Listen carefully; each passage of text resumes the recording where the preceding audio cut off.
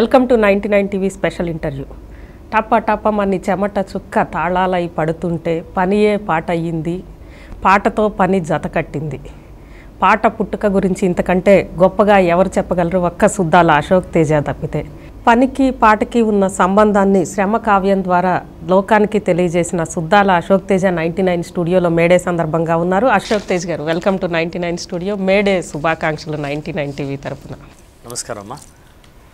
అవును, 99 ఛానల్ ప్రేక్షకులందరికీ, తర్వాత ప్రపంచవ్యాప్తంగా ఉన్నటువంటి ప్రేక్షకులందరికీ మేడే శుభాకాంక్షలు. పాలబుగ్గల నాడే తండ్రి ఉద్యమ స్ఫూర్తితో ఉద్యమ పాట నేర్చిన అశోక్ తేజ మేడే గురించి ఏం చెప్తారు? అంటే మేడే అనగానే ఒక ఆపాద మస్తకం మనం పులకాంకితం అయిపోతుంది, రోమాంచితం అవుతుంది. ఎందుకంటే నేను చికాగో వెళ్ళాను. చికాగోలో అక్కడ వాళ్ళు ఎక్కడైతే కాల్పులు జరిగి, ఎక్కడైతే జెండా తమ నెత్తుట్లో తరిసినటువంటి జెండాను ఎత్తినారో ఆ ప్లేస్ నేను వెళ్ళి చూశాను. నేను అది అక్కడ వెళ్ళి నన్ను ఇప్పుడు తానా ప్రెసిడెంట్ జంపాల చౌదరి గారు నన్ను ఇక్కడ తీసుకెళ్లారు. వాళ్ళ ఇంట్లో ఉన్నాను నేను.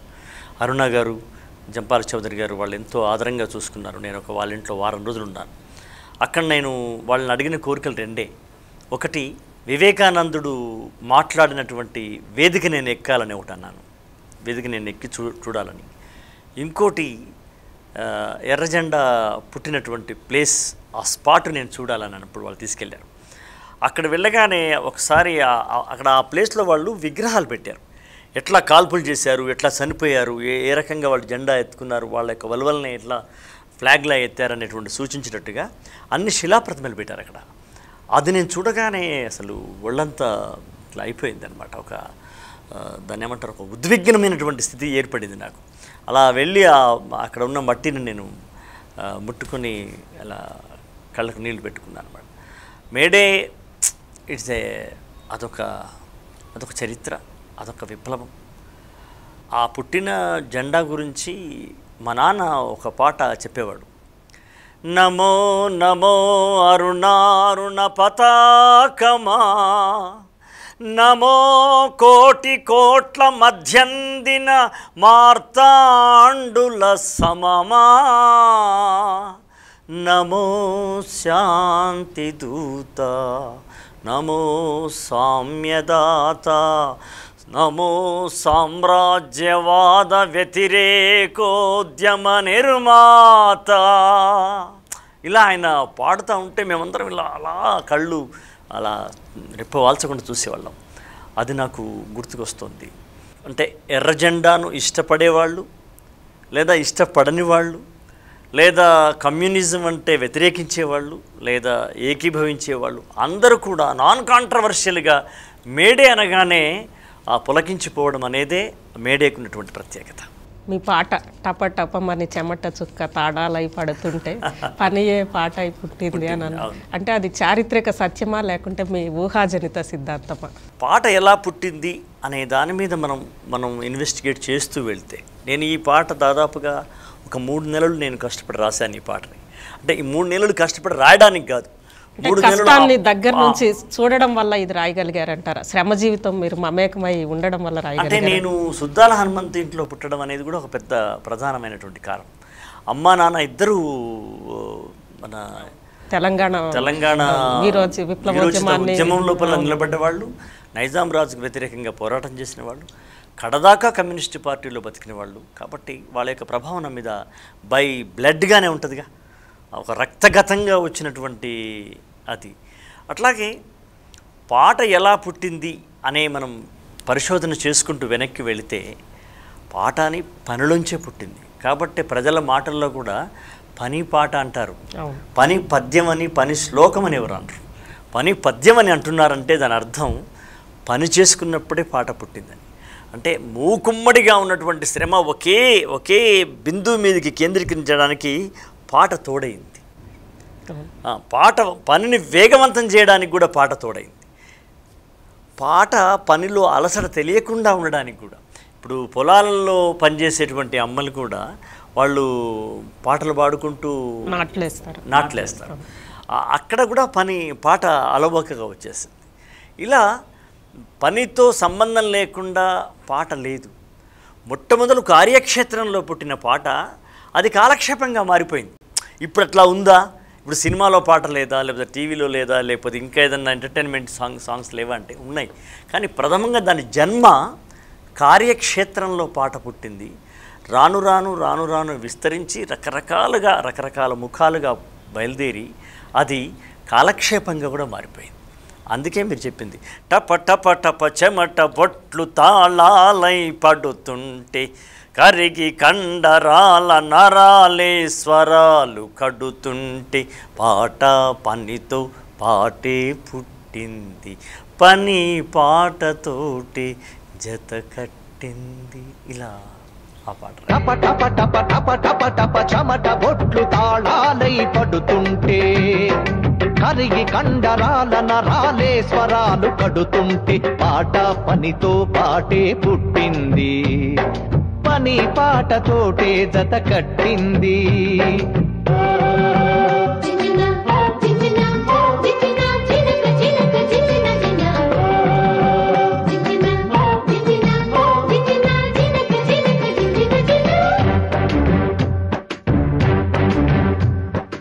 ఆదిమ కాలమునందు ఆనది తీరాలందు గూడులు నిర్మించి జనులు గుంపు గూడి గడుపునప్పుడు ఆకలి మంటల బాటలు ఆకలి తీరే వేటలు అలమట చెందే ఊపిరి అలసట ఏ మొదటి పాట టప టప టప టప టప టప చెమట బొట్లు తాళాలై పడుతుంటే పాట పనితో పాటే పుట్టింది. ఆ పాటలో మీరు ఒక్కొక్క పనిలోంచి ఒక్కొక్క రాగం పుట్టింది అని చెప్పి రాశారు. అంటే అది ఒక పాట కంటే కూడా ఒక ఏమంటారు పరిశోధన గ్రంథంలాగా ఉంటుంది ఆ పాట వింటా ఉంటే. ఇలాంటి ఆ థియరీ అనేది ప్రపంచంలో ఇంకెక్కడన్నా వచ్చిందా, లేక ఒక్క తెలుగు భాషకే ఈ థియరీ వర్తిస్తుందా? ప్రపంచంలో అన్ని భాషలకి భాషలకు ఇది వర్తిస్తుంది, అన్ని భాషలకు ఇది వర్తిస్తుంది. మనం ఓల్గాసే గంగా గ్రంథం చదివినా కూడా థామ్సన్ అని ఒకతను ఉన్నాడు, మార్క్సిజం కవిత్వం అని ఒక పుస్తకం రాశాడు ఆయన. మీరు అది చదివినా సరే, లేదా మీరు వేదాలు చదివినా సరే, ఏ రకంగా తీసినా పాదులోకి వెళితే మాత్రం అది శ్రమ నుంచి వచ్చినట్టుగానే వస్తుంది. అందుకే నేను ఏకంగా ఒక పాటే కాదు, సమస్త వృత్తుల సహస్ర కళలన్నీ సర్వం సహా శ్రీ శ్రమా దయాభిక్షం శ్రమైక సుమంత్ర జల కరుణా కటాక్షం సంప్రోక్షణం అని రాశాను. కాబట్టి ఏదైనా ఏ దేశంలోనైనా ఏ ఖండంలోనైనా పాట అనేది ఉత్పత్తి శ్రమలోంచి మాత్రమే పుట్టింది. సామవేదమే సంగీతానికి ఆద్యం అంటారు, కానీ మీరు శ్రమవేదమే సంగీతానికి ఆద్యం అంటారు. ఎవరు కూడా దీన్ని కాంట్రాడిక్ట్ చేయలేదా? చేసినా కూడా వాళ్ళది నిలబడే వాదం కాదు. ఇప్పుడు మీకు మాట చెప్తాను. ఇప్పుడు మొట్టమొదలు ఆట పుట్టిన తర్వాత ఆట నియమాలు పుడతాయి, కానీ నియమాలు పుట్టిన తర్వాత శాస్త్రం పుట్టిన తర్వాత ఆట పుట్టదు. అంటే సామవేదం నియమాలు మాత్రమే అంటారు. అవి ఒక జరుగుతున్నటువంటి కళకి, జరుగుతున్నటువంటి సంగీతానికి, జరుగుతున్నటువంటి సాహిత్యానికి వాటిని చూస్తూ ఓహో ఇది ఇలా ఉంటే ఇలా బాగుంటుందేమో అని వస్తుంది. అలవోకగా మొదలు వచ్చింది, అది శ్రమ నుంచి వచ్చింది. ఒక్కసారి ఆ 4 రాగాలు పాడండి మీరు, ఆ పని నుంచి పుట్టిన పాట. ఆదిమ కాలమునందు ఆనది తీరాలందు గూడులు నిర్మించి జనులు గుంపు గూడి గడుపునప్పుడు ఆకలి మంటల బాటలో ఆకలి తీరే వేటలో అలమట చెందే ఊపిరి అలసటయే మొదటి పాట టప టప. ఇలా ఒకసారి చెప్తాం. ఇంకోసారి ఏం చెప్తాము? అడవి తల్లి ఒడలు నిండ కదులుతున్న చెమట పూలు పాట వంటి మనసులతో పాటుబడే గిరికూనలు కొండ నుండి కొమ్మ నుండి తిండి పిండుకునే పూట రేలారే రేలరే రేలారేలారే రేల పాట పొడిచే రెల్లు పూల కిరణాలతో. నాట్ ఓన్లీ దిస్ అమ్మా, నేను ఇంకొకటి చెప్పాను. శ్రమ అనేది ఎప్పుడెప్పుడు వచ్చింది అంటే బోయెడు రామాయణ పల్లకి బోయెడుగాకముందు. వాల్మీకి రామాయణం కన్నా ముందే శ్రమాయణం పుట్టింది. బోయెడు రామాయణ పల్లకి బోయెడుగాకముందు నిర్దయాత్ముని నోట లయాత్మకముగా శోకము శ్లోకరసాత్మకముగాకముందు జంటగోల్పోయిన పక్షి కంట నీరిడుట కన్న ముందు కిరాతుని శరాగాథాన పక్షి ధరాతలాన ఈశ్వరార్పణగాకముందు వేటుగాడుగా గురిపెట్టి పక్షిని వీక్షించకన్న ముందున్న శ్రమాయణాన్ని నేను విరచిస్తున్నాను అని నేను రాశాను. అట్లాగే శిలువపై యేసు రక్తము తడిసి క్రైస్తవము ఒక మతముగా కన్న ముందు శిలువపై యేసు 2000 సంవత్సరాలే కదా, కానీ మానవ యొక్క శ్రమ పుట్టేసేసి ఎప్పుడో ఒక 6-7 సంవత్సరాలు అయిపోయింది, లక్షల సంవత్సరాలు అయింది. కాబట్టి శిలువపై యేసు రక్తము తడిసి క్రైస్తవము ఒక మతముగా కన్న ముందు మహమ్మద్ పవిత్ర ప్రవ్యక్తమై ఇస్లాము ఒక మతముగా రాకన్న ముందు హిందూ జీవన సంస్కృతి హైందవ మతము అవకన్న ముందున్న ఏకైక శ్రమైక మతాన్ని నేను ప్రకటిస్తున్నాను.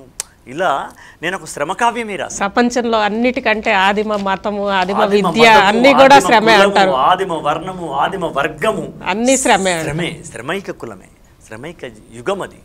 అక్కడి నుంచి అలా కొన్ని వికార స్వరూపాలు వచ్చినాయి, కొన్ని అద్భుతమైనటువంటి విషయాలు వచ్చేసినాయి. ఒక బాణం పుట్టడానికి ఎంత కష్టపడి ఉంటాడు, ఒక నిప్పు తయారు చేయడానికి ఒక శ్రమి. నేను ఆ కావ్యంలో ఏం రాశానంటే నాయకుని పేరు శ్రముడు, శ్రమి. ఇదే ఆ కావ్యం, శ్రమకావ్యము ఇది. ఈ కావ్యం లోపల ఇద్దరు నాయకులు ఉంటారు.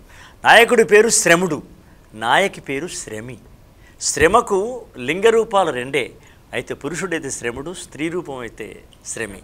ఇద్దరు లేకుండా ఈ ప్రపంచం ఇంత అభివృద్ధి చెందలేదు. నిప్పును కనిపెట్టింది శ్రమి, బాణాన్ని కనిపెట్టిన వాడు శ్రముడు. ఇలా ఒక్కొక్కరు ఏమేమి నేర్పించింది శ్రమి. ఇవన్నీ కూడా నేను తీసుకుని ఒక కావ్యమే రాశాను. కాబట్టి ఇవన్నీ కూడా ఇంటర్లింక్ విత్ మేడేకు ఇవన్నీ అనుసంధానం పడి ఉంటాయి. మీకు శ్రమజీవికి మధ్య సంబంధం అనేది హనుమంతు గారి పల్లెటూరి పిల్లగాడ పసులు గాసే మొనగాడ అని చెప్పి ఆ రోజు వాళ్ళ పరిస్థితిని, అత్యంత దయనీయంగా ఉన్న పరిస్థితిని ఆ పాటలో రాశారు. ఈ రోజు కూడా అనేక చోట్ల, ఒక తెలంగాణలోనే కాదు, తెలుగు వచ్చిన ప్రతి చోట కూడా పల్లెల్లో పాడుకునే పాట. ఆ పాట నుంచే మీకు ప్రేరణ వచ్చింది. అంటే నాకు మొట్టమొదటి నా కవిత్వానికి, నా సమస్తానికి ఫస్ట్ ప్రేరణ నానే కదా. నాన్న అమ్మనే. అమ్మ బాగా పాడేది, నాన్న బాగా రాసేవాడు. అమ్మ చక్కటి సింగర్. ఆమె ఒక్కొక్కసారి నాన్న దళంలో ఎవరన్నా మిస్ అయితేనో లేదన్నా సిక్ అవుతేనో అమ్మ వెళ్ళి ఆ కార్యక్రమాన్ని దిగ్విజయం చేసేది అమ్మ ఆ పోరాట కాలంలో. కాబట్టి నాన్న రాసినటువంటి రచన, అమ్మ పాడినటువంటి గానం నన్ను నిలువెల్లా నా లోపల ప్రవహించినాయి. కాబట్టి నేను నాన్న పాటలు అన్నిటికీ నేను మొదలు నాకు అవే కదా, ఉగ్గుపాలు పోసినవే కదా, ఉగ్గు పాటలు అవి నాకు. పల్లెటూరి పిల్లగాడ పసులగాసే మొన్నగాడ పాలు మరచి ఎన్నాళ్ళయిందో, ఓ పాలబుగ్గల జీతగాడ కొలువు కుదిరి ఎన్నాళ్ళయిందో. ఇలా తాటి జగ్గల కాలిజోడు. ఇప్పటి సాఫ్ట్వేర్ తరానికి తాటి జగ్గ అంటే కూడా తెలీదు. తాటి జగ్గల్ని, తాటి చెట్లకు ఉన్నటువంటి బెరడును చెప్పులాగా మలుచుకొని దానికి రంధ్రాలు చేసి ఈత కమ్మలు కట్టుకుని చెప్పులాగా వాడుకునేవాడు. అందుకని ఆ విషయాన్ని ఎంత డీటెయిల్డ్గా రాస్తాడు నాన్న. తాటి జగ్గల కాలిజోడు తప్పటడుగుల నడక తీరు బాటతో పని లేకుంటయిందా, ఓ పాలబుగ్గల జీతగాడ మేటి కర్రే తోడైపోయిందా. ఆ రోజు సుద్దాల హనుమంతు పాట శ్రమజీవులందరినీ కూడా వాళ్ళ శ్రమ పనిముట్లని ఆయుధాలుగా చేసుకొని గడీల మీదకి వెళ్ళేట్లు చేసింది. ఈరోజు అశోక్ గారి పాట ఎక్కడికి తీసుకెళ్తుంది ప్రజల్ని? అంటే అశోక్ తేజ సినిమాలోకి రాకముందు నాన్నలాగే యూత్ ఫెడరేషన్లో కావచ్చు, స్టూడెంట్ ఫెడరేషన్లో కావచ్చు, ప్రజానాట్య మండలిలో కావచ్చు, అభ్యుదయ సంఘంలో కావచ్చు బాగా పనిచేసినటువంటి అశోక్ తేజ కష్టాలు పడ్డారు. తర్వాత ఈ టపటప్ప పాట కావచ్చు, లేదా నేలమ్మ పాట కావచ్చు, లేదా అద్భుతమైన పాట నేలమ్మ పాట ఒక్కసారి పాడండి సందర్భం. నేలమ్మ నేలమ్మ నేలమ్మ నీకు వేల వేల వందనాలమ్మ. ఈ పాట రాయడానికి నా కుటుంబానికి సంబంధం లేదు, శ్రమజీవులతో సంబంధం. ఆ నేల నుంచి ఆ పరిమళాన్ని మీరు ఎట్టా పట్టుకోగలిగారు చెప్పండి. సాలేటి వానకే తుళ్ళింత, ఇంకా సాలు సాలుకు నువ్వు బాలెంత, నీళ్ళనే చనుబాలుగా గాలినే ఉయ్యాలగా, పక్కల్లో బొక్కల్లో రెక్కల్లా నువ్వు సక్కంగా మోసేవు మొక్కల్లా, పర్వమొచ్చి చేను వంగే పైరు కాపు మేను పొంగి, పంట బిడ్డను రైతు బండికెత్తినాక పగిలిపోతుందమ్మా నీ కన్న కడుపింక నేలమ్మ అన్న. ఆకు పచ్చ చందమామ నువ్వెలే నువ్వెలే, నీకు మచ్చాలేడాలేనే లేవులే లేవులే, మిన్నులున్న చందమామయ్య చేతిలో మహిమ ఏమున్నది, మన్నుల నుండి అన్నము తీసే మహిమ నీకున్నది, మింటి చుక్కలలో వాడు చెమట చుక్కలలో నువ్వు. ఇంత భావుకతతోటి ఇంతవరకు కూడా ఎవరు కూడా ఎక్స్ప్రెస్ చేసింది నేను విన్నంత వరకు అయితే లేదు. వీటన్నిటికీ ప్రేరణ ఏంటి? వీటన్నిటికి ప్రేరణ కూడా నాకు తెలిసి శ్రమైక దృక్పథం అనేది నాకు తెలియకుండానే నా కుటుంబంలో ఉండడం అనేది ప్రధానమైన కారణం. ఒక సామాజిక తల్లిని కూడా ఒక శ్రమిగా మీరు చూశారు. సింపుల్ శ్రమైక జీవితమే కదా. మా అమ్మ మిషన్ కుట్టేది, మా నాన్న ఆర్ఎంపీ డాక్టర్గా 10 ఊర్లు తిరిగేవాడు, మళ్ళీ ఇంటికి వచ్చేసి మళ్ళీ కట్ చేసి ఇచ్చేవాడు. మా అమ్మ మిషన్ కుడతా ఉండేది, మేము కాజాలు కుడతా ఉంటుంది. చిన్నప్పటి నుంచి మీరు కూడా పార్టిసిపేట్ అయ్యాను. నేను మా దసరా వచ్చిందంటే బాగా గిరాకీ ఉంటే గుండీలు కుట్టడానికి ఎవరు ఉండాలి, మనకు అసిస్టెంట్స్ ఎవరు లేరు కదా.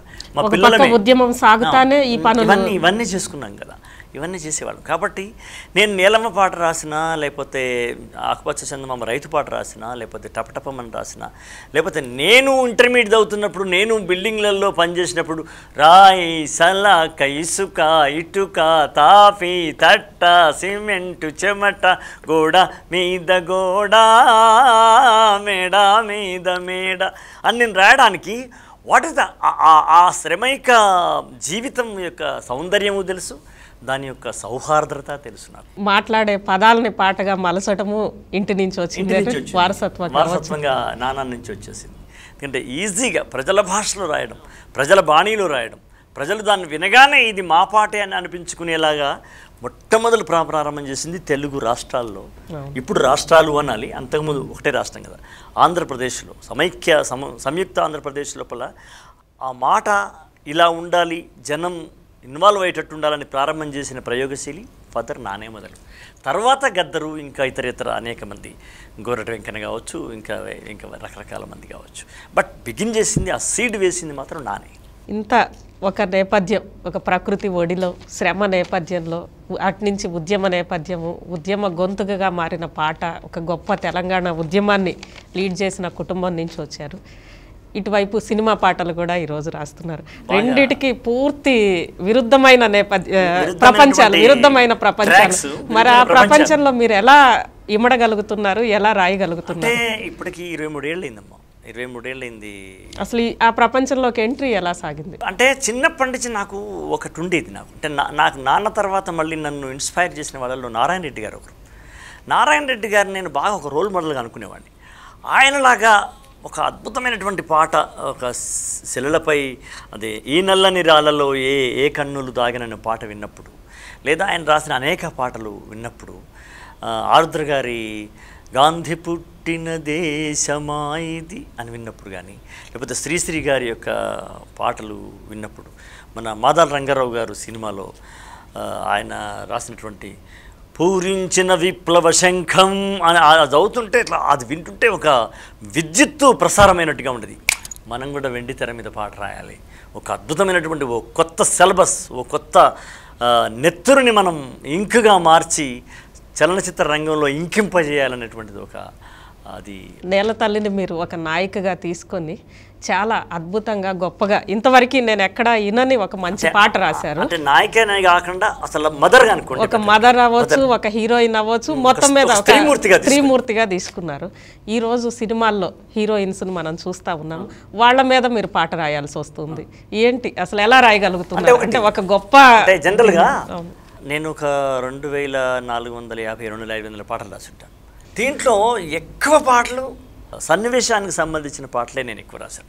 ఇప్పటికి కూడా నన్ను నా సినిమా సుద్దాల అశోక్ తేజ్ అనగానే ఒక ట్యాగూర్లో ఒక నాకు నేషనల్ అవార్డు వచ్చిన పాటను గుర్తు చేస్తారు.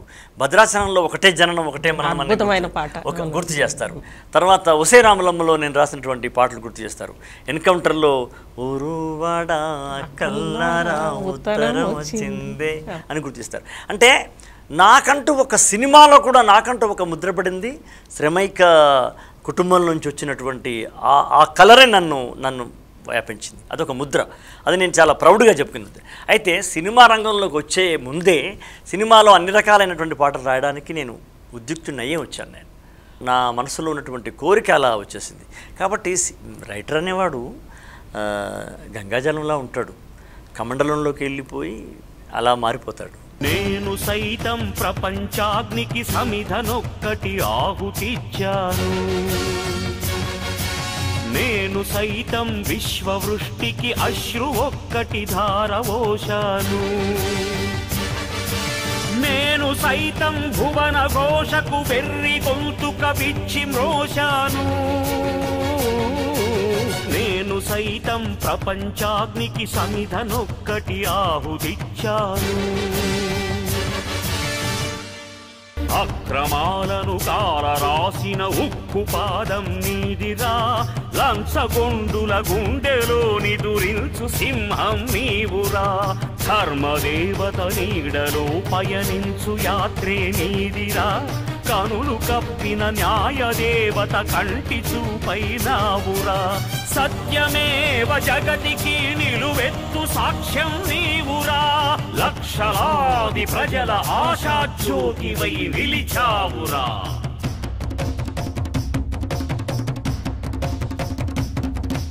నేను సైతం ప్రపంచాగ్నికి సమిధనొక్కటి ఆహుతిచ్చాను, నేను సైతం విశ్వవృష్టికి అశ్రు ఒక్కటి ధారవోశాను, నేను సైతం నేను రాసేటువంటి పాటలు ఒకవేళ ప్రేమ పాటలు రాసినా కూడా నేను వీలైనంత మేరకు జాగ్రత్తలు తీసుకున్నాను. నువ్వు ఆడికెళ్తే ఆడికొస్తా సువర్ణ, నీ ఇంటి పేరు మారుస్తా సువర్ణ. ఇంటి పేరు మారుస్తా సువర్ణ అంటే అందులో నేను పెళ్లి చేసుకుంటాననే ఉద్దేశం ఉంది, అంతే కదా. ఇలా దేవుడు వరమందిస్తే నేను నిన్నే కోరుకుంటాలే అని రాసిన, నేరేడు పళ్ళు నీ నీలాల కళ్ళు అనడంలో కూడా అసభ్యతకు వీలైనంత మేరకు కాదు, 100% అసభ్యత స్త్రీని ఒక వస్తువుగానో సరుకుగానో ఉపయోగించకుండా రాసేట ప్రయత్నమే చేశాము. అయినా కూడా ఎక్కడైనా ఒక దగ్గర కొన్ని సన్నివేశాల్లో స్త్రీని శృంగారపరంగా రాయలేదు అని చెప్పడం ధర్మము కాదు, తప్పకుండా నేను రాసి ఉంటాను. హనుమంత్ గారికి కూడా ఆ రోజు కమర్షియల్గా రాసే అవకాశము ఉంది. కొంత మద్రాసుకి వెళ్తే రాసేవాడు. ఆయన వెళ్లకుండా జనం మధ్యలో ఉండి నేను చెప్పా పనిముట్లనే ఆయుధాలుగా చేసుకుని గడీల్ని కూలగొట్టే వరకు ఆయన తన గొంతు ఆపలేదు, అటువైపే ఉన్నారు. మరి మీరు మరి ఇలా రావడం అయితే నాన్న ఉన్నటువంటి కాలమాన పరిస్థితులు వేరు, నేను ఎదిగే వరకు ఉన్నటువంటి కాలమాన పరిస్థితి ఏంటి మార్పు ఏంటి అప్పటి కాలానికి ఇప్పటి మార్పు ఏంటంటే ఒక రకంగా చెప్పాలంటే సమాజం కోసం పోరాటం చేసేటువంటి వాళ్ళ లోపల కూడా ఒక ఆ స్పిరిట్ తగ్గింది. ఎందుకు తగ్గుతుందంట? కమర్షియలైజ్ చేయడమే, ప్రజలు కమర్షియలైజ్ కావడమే, ప్రజల లోపల లేనిపోని ప్రలోభాలకు లోను కావడమే. మార్క్స్ చెప్పినట్టు మావో చెప్పినట్టు ప్రజలతో మమేకమైనప్పుడే విప్లవం పరిపూర్ణమవుతుంది. ప్రజలు ముందు మనం వెనకైనా లేదా మనం ముందు ప్రజలు వెనకైనా కుదరదు కదా. కాబట్టి టోటల్గా మీరు చూడండి 1952 మొదటి ఎలక్షన్లలో దాదాపు 60-70 మంది ఎమ్మెల్యేలు గెలిచిన మనం ఇవాళ ఎక్కడున్నాము అని తలుచుకుంటే ఇవాళ యూత్ కూడా దేనికి అట్రాక్ట్ అవుతున్నారు, దేనికి రిక్రూట్ అవుతున్నారు అనేది చూసుకుంటే చాలా వరకు సామాజికమైనటువంటి మార్పులు వచ్చేసినాయి. పోతే నాకు ఇండివిజువల్గా నాకున్నటువంటి కోరిక కూడా కావచ్చు సినిమాలోకి రావడం అనేది. నాన్న ఒక గొప్ప అంకిత భావం కలిగిన మనిషి. ఇప్పుడు మీలో అంత అంకిత భావం లేదని మీరే ఒప్పుకుంటారా? అంకిత భావం లేదని కూడా నేను ఒప్పుకుంటాను. ఎందుకంటే నేను ఎప్పుడు కూడా టోటల్గా నేను కమ్యూనిస్ట్ పార్టీ మెంబర్గా నేను ఎప్పుడు కాదు. నేను విద్యార్థిగా ఉన్నప్పుడు, యువకుడిగా ఉన్నప్పుడు నేను నాన్న ప్రేరేపితునిగా వెళ్ళి ఆ సంఘంలో పనిచేయడమో మీటింగ్లలో పాట పాడడం జరిగింది. కానీ లేదు, ఇంకొకటి ఆ చిన్నప్పుడు మీరు పడ్డ కష్టాలు ఇంకొకసారి పడకూడదు అనే భావన ఏమన్నా ఉందా? అంటే అది కూడా ఉంది. తర్వాత ఇంకోటి ఏంటంటే నేను పడ్డ కష్టాలే కాదు, మా నాన్న కష్టాలు కూడా చూశాను నేను. మా నాన్న చనిపోయే ముందు ఇంకొక 4 రోజులు చనిపోతారనగా మా ఆవిడని పిలిచాడు. అప్పటికి నా పెళ్ళయింది, నా కొడుకు కూడా పుట్టాడు. మా నాన్న పిలిచి ఏమన్నాడంటే, బహుశా నేను చనిపోతే ఒక 1000 మంది దాకా వస్తారేమమ్మా, ఎందుకంటే ప్రజల మనిషిని కదా, వస్తారు కదా, వాళ్ళందరికీ మనం టీ అన్న ఇవ్వాలి కదమ్మా, ఇంట్లో డబ్బులు ఏమైనా ఉన్నాయా అన్నాడు.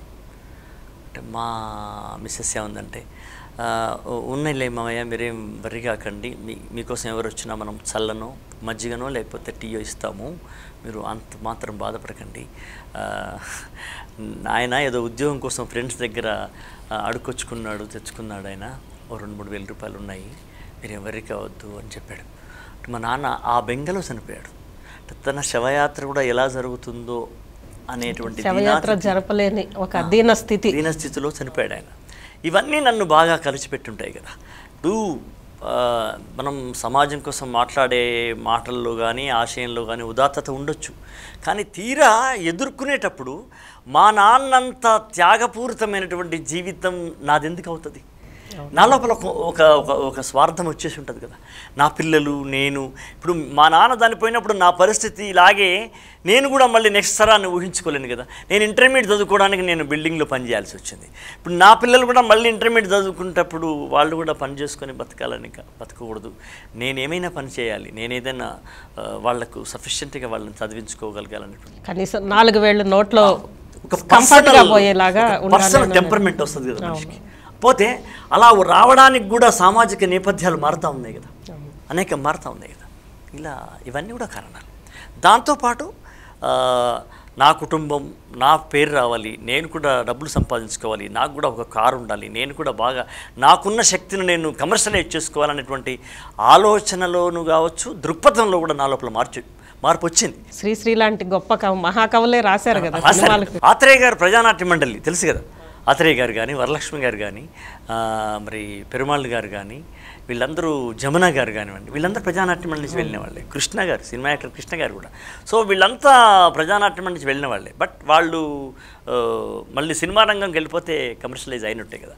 అలా అనేక రకమైన కారణాలు. కానీ ఎంత కమర్షియలైజ్ అయినా ఒక నేపథ్యం కానీ, మనసులో ఉన్న నేచురల్ ఇన్స్టింక్ట్ అనేది చుట్టుపక్కల మన చుట్టూ సమాజంలో ఉన్న పరిస్థితులకి ప్రభావితం ఖచ్చితంగా అయ్యే ఒక న్యాచురల్ ఇన్స్టింక్ట్ అలా అయినందుకే కదా ఈ శ్రమ కావ్యం రాశారు.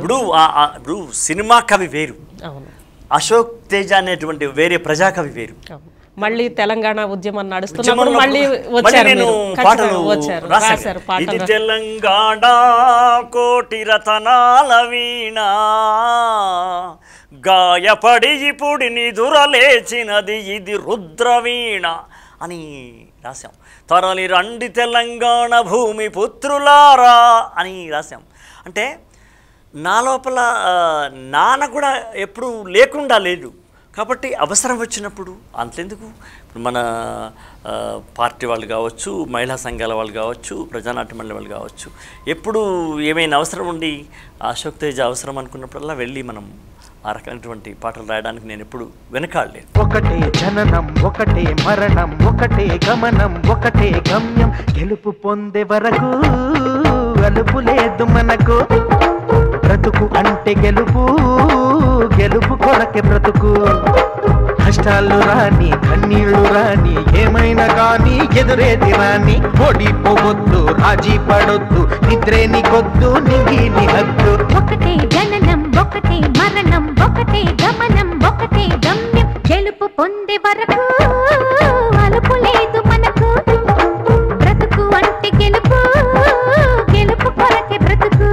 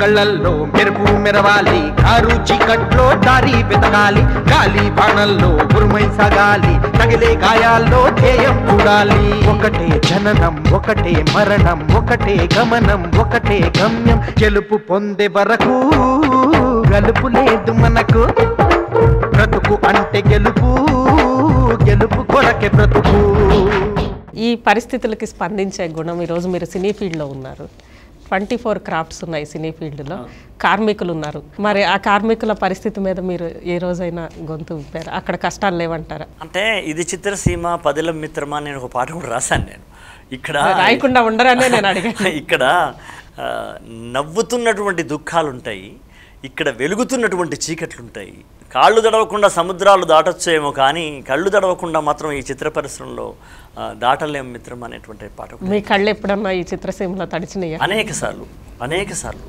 సార్లు అంటే అవమానాలు ఆశాభంగాలు వెక్కిరింతలు ఎద్దేవా చేయడాలు మన యొక్క ప్రాంతం విషయంలో కావచ్చు లేదా మన యొక్క రైటింగ్స్ విషయంలో మన నుంచి వచ్చే యాస విషయంలో కూడా అన్ని రకాల బాధలు ఎదుర్కొన్నాను అప్పుడు మీలో ఒక రకమైన పోరాట అందుకే నేషనల్ అవార్డు వచ్చింది నేషనల్ అవార్డు రావడం లోపల ఆ ఫైర్ ఉంటుందిగా I will prove what is Ashok Teja ఇప్పుడు నేను ఎలా ఉంటానంటే ఒక మామూలు పాట రాయమంటే ప్రజల భాషలో రాయగలను వద్దు అనుకుంటే ఎంత హై టోన్లో కూడా నేను రాయను మొన్న అంబేద్కర్ రేపు 120వ జయంతి అవుతుంది మొన్న శరణం గచ్చామని ఒక సినిమా వచ్చింది పెద్ద కాంట్రవర్సీ అయింది పెద్ద గొడవ అయింది సెన్సార్ వాళ్ళు ఆపేశారు మళ్ళీ వీళ్ళు పోరాటం చేశారు లాఠీ చార్జీలు అందులో నేను అంబేద్కర్ అనే పాట రాశాను అంబేద్కర్ అనేటువంటి పాట ఆయన ఒక మహానుభావుడు ఆయన మీద కొన్ని వందల వేల పాటలు వచ్చినాయి అన్ని భాషల్లో అంబేద్కర్ మీద ఒక అద్భుతమైనటువంటి హై టోన్లో ఒక పాట రావాలని ఆ డైరెక్టర్ ప్రేమ్రాజ్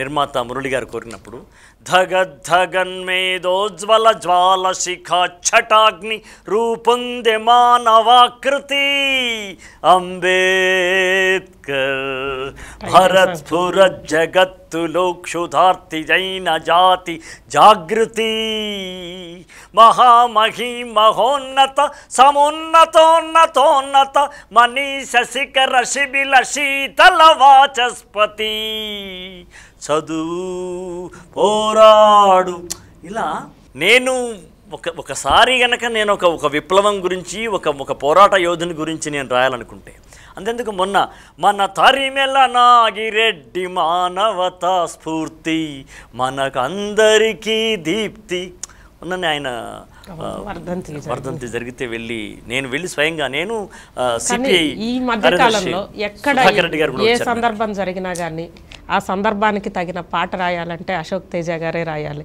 మీరు తెలంగాణ ఉద్యమం పాట రాశారు అమరావతి ఆవిర్భావం సందర్భంగా అమరావతి గొప్పదనం పాట రాశారు నమో నమో నమో నమో నమో ఆంధ్రప్రదేశ్ నమః జయతు జయతు ధరణి కోట అమరావతి నమః అదొక 10 నిమిషాల పాట ప్రాంతం వల్ల ఎక్కడోకక్కడ అవమానించబడి తెలంగాణ ఉద్యమ స్ఫూర్తితో పెరిగిన మీకు ఆ పాట ఎలా రాయగలిగారు అది రాయడానికి విజయవాడలో ఒక ఓల్గా ఆర్చరీ అకాడమీ అని ఉన్నది. ఆ మిత్రుడు చెరుకూరు సత్యనారాయణ గారని, ఆయనకు నాన్నకు ఒక స్నేహం ఉంది. ఆయన అక్కడ కమ్యూనిస్ట్ పార్టీలో పనిచేసినటువంటి మిత్రుడు, నాన్నకు తెలిసినవాడు. ఆయన నన్ను ప్రత్యేకంగా పిలిపించాడు. ఆయన పిలిపించి, రాష్ట్రాలు వేరవుతున్నాయి కదా, ఈ 13 జిల్లాల మీద మేము ఒక వీడియో చేయాలనుకుంటున్నాము, దానికి ఒక పాట రాసి పెడతారా మీరు అంటే, డెఫినెట్గా రాసి పెడతాను. ఇప్పుడు నేనేమనుకుంటానంటే, అజిత నువ్వేమన్నారు, భౌగోళికంగా విడిపోయినాము, బట్ నాకు ప్రజల లోపల విడిపోయినట్టుగా నేను ఎప్పటికీ భావించట్లేదు. ఇప్పుడు ఆంధ్రప్రదేశ్ విడిపోయెను గాని ఆలు విడిపోలేదు, తెలంగాణ వేరైనది కానీ తెలుగు భాష వేరవలేదు, అధికారంలో మార్పిడే కానీ తెలుగు నుడికారంలో మార్పిడి లేదు అనే భావం నాది. కాబట్టి తెలంగాణ రాష్ట్రం ఏర్పడ్డ తర్వాత గీతం యూనివర్సిటీ నాకు డాక్టరేట్ ఇచ్చింది. తెలంగాణ రాష్ట్రం ఏర్పడ్డ తర్వాత అమరావతి గీతం నేను రాశాను, తెలంగాణ గీతము నేను రాశాను, అమరావతి గీతం నేసాను. కవికి ఎల్లలు ఎక్కడివి, కళ్ళలు లేకుండా చాలు. ఉస్మానియా యూనివర్సిటీ శతాబ్ది గీతం మొన్న చాలా అద్భుతమైనటువంటి పాట రాశాను నేను. అంటే వైస్ ఛాన్సలర్ రామచంద్రన్ గారు, అక్కడ స్పెషల్ ఆఫీసరు వెంకటేశ్వర్లు గారు, వాళ్ళందరూ పిలిపించి వాళ్ళకు కమిటీ ఏర్పడి నాతోటి వాళ్ళు డిస్కస్ చేసి, ఈ 100 సంవత్సరాల శతాబ్ది గీతం మీరు రాయాలని కోరుకుంటున్నామంటే నేను రాశాను. యశోకృష్ణని మా టీమే మేమే దాన్ని ట్యూన్ చేసి వందే మాత్రం శ్రీనివాస్తో పాడించి వాళ్ళకి అది ఇవ్వడం జరిగింది. మొన్న వాళ్ళు దాన్ని టెలికాస్ట్ చేశారు. జయ జయ జయ ఉస్మానియా విశ్వవిద్య దివ్యాలయ, మేరీ వతన్ కో తూనే కితనీ తెహజీబ్ దియా, కితనీ తెహజీబ్ దియా. అలా హిందూ ముస్లిం క్రైస్తవ పారసీక సంస్కృతి సుగంధమా, ಖಂಡಾಂತರ ಯುವಜನಗಳ ವಿದ್ಯಾಗಾಂಧರ್ವಮಾ, ಜ್ಞಾನಂ ಸಂಸ್ಕೃತಿ ಆತ್ಮಗೌರವ ಸಿಂಹಾಸನಮ, ನಿಜಾಂ ಅಲಿ ನಿಲಿಪಿನ ಉನ್ನತ ವಿದ್ಯಾಶಾಸನಮ, ಎರುಪೆಕ್ಕಿನ ಕಳ್ಳು ಪಿಡಿಕಿಳ್ಳ ಅಗ್ನಿವೃಕ್ಷಮಾ, వందే మాతర జ్వాలా తోరణాల ఫలకమా, వీర తెలంగాణ నుదుట సింధూరపు తిలకమా, శిలా శిల్ప సోయగమా, మండపమణి కిరీటమా. ఇలా ఒక అద్భుతమైన 2.5 నిమిషాల సేపు వచ్చేటువంటి ఒక మొన్న హిందూలో పేపర్లో రాశాడు, ఆన్ బిహైండ్ ఆఫ్ ఓయూ ఆంథెమ్ అని. అంటే ఓయూ ఆంథెమ్ అనేటువంటి మాట హిందూ పేపరు వాళ్ళు ఆ వాక్యం ఉపయోగించినారు. అంటే అమరావతి అలాంటి ఒక అద్భుతమైన ఒక చరిత్రాత్మకమైన గీతాలు రాసేటప్పుడు కూడా సినిమా రైటర్ మాయమైపోయి ఇంకో కొత్త రైటర్. కానీ ఇక్కడ మీరు ఫస్ట్ నుంచి అంటున్నారు, మీ కాన్సెప్టే నేను అనేది అది ఒక పరిశోధన గ్రంథం అంటున్న పాట, పనిలోంచి పుట్టిన పాట పదాలు మీ పాటలు అన్నిట్లో ఉంటాయి. అంబేద్కర్ గురించి రాసినప్పుడు మాత్రం సామవేదం నుంచి వచ్చిన పదాలు కనిపిస్తున్నాయి. ఎలా అంత హైలో కూడా మీరు ఆ సంస్కృతం నుంచి పదాలు తీసుకొని రాయగలుగుతున్నారు? నేను ఎంఏ చదువుకున్నవాడిని కాబట్టి, తర్వాత నేను నన్నయ్య నుంచి నారాయణ రెడ్డి గారి దాకా నేను చదువుకున్నవాడిని. మా ఇంట్లో అన్ని పుస్తకాలు ఉండేవి. పోతే నేను సినిమా రంగంలోకి నేను తగిన బందోబస్తుగా రావాలనుకున్నాను. చందో బందోబస్తు ఏది అడిగినా కూడా నాకు రాదు అనడం మన డిక్షనరీలో లేదు అన్నట్టుగా ఉండాలని నేను వచ్చాను. కాబట్టి నేను అంతో కొంత నేను హై టోన్లో కూడా రాయగలను, లో టోన్లో కూడా రాయగలను, డ్రాట్ లెవెల్లో కూడా రాయగలను. హలో హలో హలో హలో, పిట్ట కడుపున నువ్వు పుట్టకపోతివి నా తండ్రి, పొట్ట నిండేదాకా మేతనే పెట్టేది పిట్ట తల్లి, ఆవు కడుపుల నీవు పుట్టకపోతివి నా తండ్రి, బొజ్జ నిండేదాకా పాలనే ఇచ్చేది ఆవు తల్లి, ఈ లంబాడి తల్లి కడుపుల నువ్వు ఎందుకు పుట్టావురా, తల్లి పాలతోని తాటి కళ్ళు దాగే కర్మ నీకొచ్చిందిరా అని ఎంత మామూలు ఒక లంబాడి తల్లి లాంగ్వేజ్లోకి వెళ్ళి రాయగలను. అందుకే నేను అన్నాను, జలం లాంటి వాడు కవి, అతను కమండలంలోనూ రాతండి ఒక దొన్నె తాటి దొన్నెలో వెళ్ళినా కూడా ఆ ఆకారంలోకి వచ్చేస్తాడు. ఒక బంగారు కలశంలోకి వెళ్ళినా కూడా ఆకారంలో మారిపోతాడు. ఇవాళ నేను సినిమా రంగంలోకి నేను రావాలనేటువంటి నిర్ణయం నేను ఆ రోజు తీసుకోకపోతే ఇన్ని అద్భుతమైన సినిమా పాటలు సినిమాలోకి వచ్చావా. సినిమా ఇంకోటి ఏంటంటే నేను రావడానికి మరో కారణం, నా జీవితకాలం మొత్తం ఒక 1000 వేదికల మీద పాడతాను కావచ్చు, 90 ఏళ్ళు బతికినా కూడా. కానీ 1000 వేదికల మీద పాడితే వేదికకు 1,00,000 మంది అనుకున్నా కూడా 1,00,00,000 మంది వింటారు కావచ్చు. కానీ సినిమా రంగంలోకి వస్తే చిటిక వేసిన శబ్దంలో అంతకాలంలో 16,000 కోట్ల మందికి 16 కోట్ల మంది తెలుగు వాళ్ళ గుండెల్లోకి వెళ్ళిపోయేటువంటి పవర్ఫుల్ మీడియా సినిమా.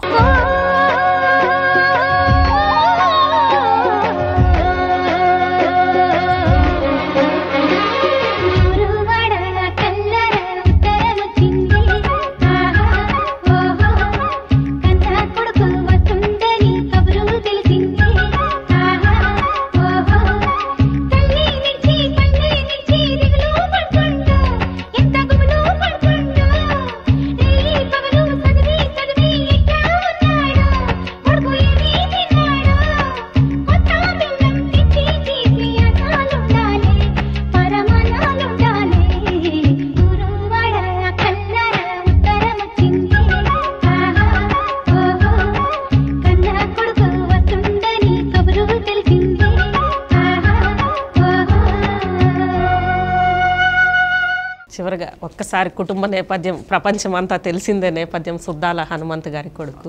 ఆ పదాలు మీరు వారసత్వంగా తీసుకొచ్చుకున్నారు.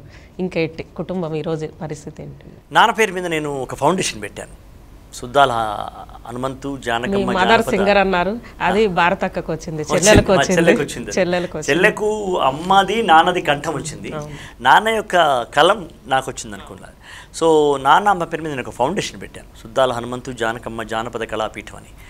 అది ఒకటి ప్రతి సంవత్సరం నేను హైదరాబాద్లో ఆ రంగంలో నాన్న రంగంలో పనిచేస్తున్నటువంటి కళాకారునికి నేను నాన్న పేరు మీద ఒక 25,000 క్యాష్ అవార్డు ఇస్తున్నాను. ఊళ్ళో అమ్మ పేరు మీద అమ్మ ఒడి అని ఒక కార్యక్రమం పెట్టాను. 7 సంవత్సరాల నుంచి ప్రతి ఊళ్ళో ఒక అమ్మ ఒడి కార్యక్రమం చేసి మహిళలకు తల్లులకు వాళ్ళ బిడ్డలకు బట్టలు పెట్టేసి ఒక గౌరవపేతమైనటువంటి కులాలకు మతాలకు అతీతంగా ఒకే వేదిక మీద ఆ ఊళ్ళో ఉన్న తల్లులను కూర్చోబెట్టి ఊరందరి చేత సంస్కారం అది సన్మానం చేపించేటువంటి సత్కారం చేపించే కార్యక్రమం ఒకటి చేస్తున్నాను. ఇది నేను చేస్తున్నటువంటి అమ్మ నాన్న కోసం నేను చేస్తున్నది. అసలు వాస్తవానికి సుద్దాల హనుమంతు అనగానే స్వచ్ఛంద సంస్థలు పెద్ద పెద్ద ప్రభుత్వాలు ఎవరు చేయాల్సిన కానీ అది ఎవరు చేయలేదు. తర్వాత మీకు డాక్టరేట్ కూడా గీతం యూనివర్సిటీ కాదు, నిజంగా గవర్నమెంట్లే రావాలి. ఎందుకంటే ఒక్క పాటతోటి ఒక పెద్ద పరిశోధన గ్రంథం అంత థియరీ మీరు తీసుకొచ్చారు, సామవేదాన్ని మించిన థియరీ తీసుకొచ్చారు. బహుశా అది యూనివర్సిటీలు ఆలోచించాల్సిన అవసరం. అది విశ్వవిద్యాలయాలకు మనము వదిలేయాల్సిన విషయం. ఎందుకంటే మనం వెళ్ళి నాకు డాక్టరేట్ ఇవ్వమని అడగలేం కదా, గీతం యూనివర్సిటీ వాళ్ళు మనం అడగలేదు, వాళ్ళే మనకు పిలిచి ఇచ్చారు. సెంట్రల్ గవర్నమెంట్ వాళ్ళు మనల్ని స్వచ్ఛ భారత్ బ్రాండ్ అంబాసిడర్ని చేశారు. 2 రాష్ట్రాలకు కలిసి ఒకే రైటర్ని తీసుకున్నారు.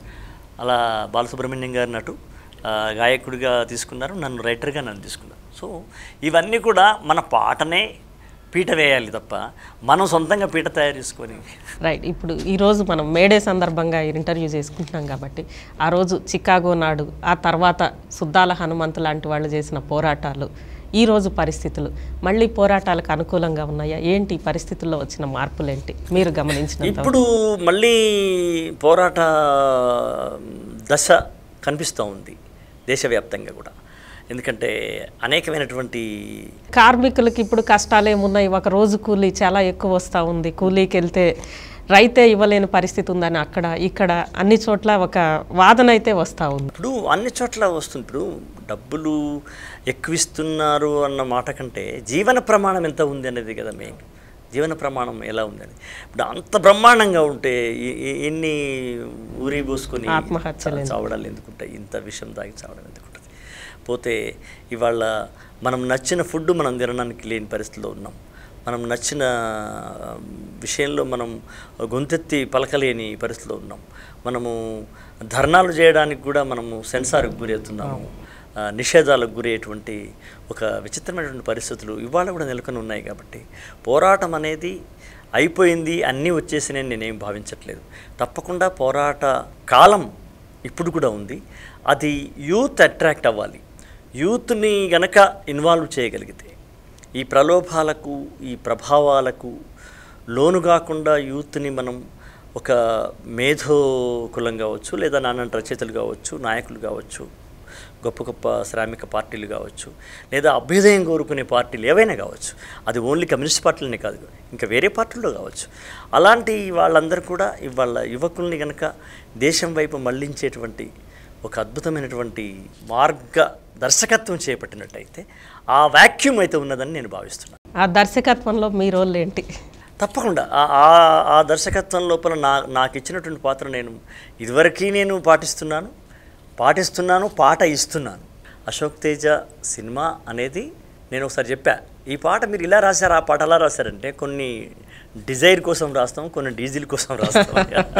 కాబట్టి హృదయం ఎప్పటికైనా సమసమాజానికి అంకితమైన హృదయం ఇది, ఆ రక్తంలోంచి వచ్చినటువంటి జీవితం ఇది. కాబట్టి ఆ పోరాటం లోపల నా వంతు పాత్ర, నేను సైతం ప్రపంచాగ్నికి సమిధనొక్కటి ఆహుతి ఇచ్చాను అన్నట్టుగా నేను సైతం నా పాటను నేను ఎప్పుడు కూడా ఆ ఉద్యమానికి నేను సమర్పణం చేసుకుంటాను. చివరగా మేడే సందర్భంగా మా 99 ప్రేక్షకులకు మీరు ఇచ్చే సందేశం, 2 తెలుగు రాష్ట్రాల ప్రేక్షకులకి. అంటే ప్రజలందరికీ అని కాదు కానీ ముఖ్యంగా యువకులకి, మీ కెరియర్ పోరాటంలో మీరు వెళ్తున్నారు, మీరు వెళ్ళండి.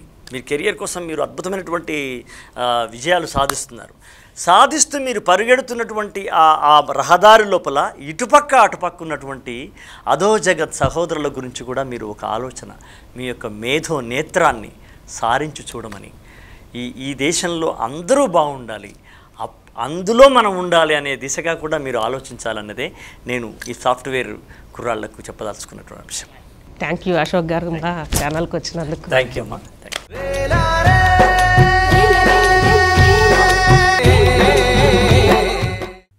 For more updates, please subscribe 99 TV Telugu.